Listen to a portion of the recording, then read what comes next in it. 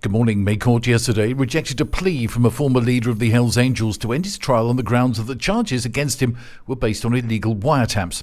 German national Frank Hanebuth and 48 other suspected members of the US-based biker gang went on trial on Monday over their alleged roles in running a chapter of the club on Mallorca that was involved in organised crime. But late Monday, 34 of the defendants agreed to a plea deal, allowing them to pay fines instead of serving jail time, although the agreement still must be ratified by the National Court.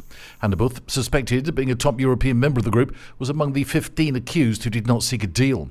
Spanish prosecutors accuse him of founding the Hells Angels chapter on Mallorca and then appointing its members who were suspected of crimes including pimping, extortion, drug trafficking and acquiring illegal firearms. His lawyer had demanded that the trial be annulled and argued the wiretapping of the suspected members of the gang was unauthorised without enough evidence.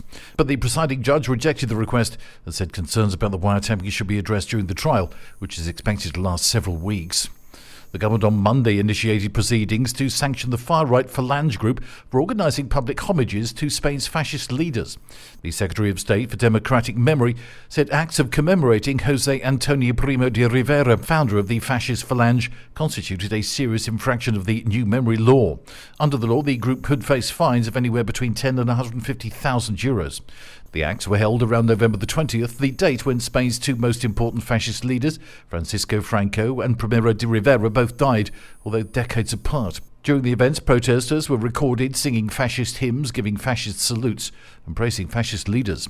The group also used the annual act to protest the newly enacted Democratic Memory Law, which aims to restore justice for Franco-era victims.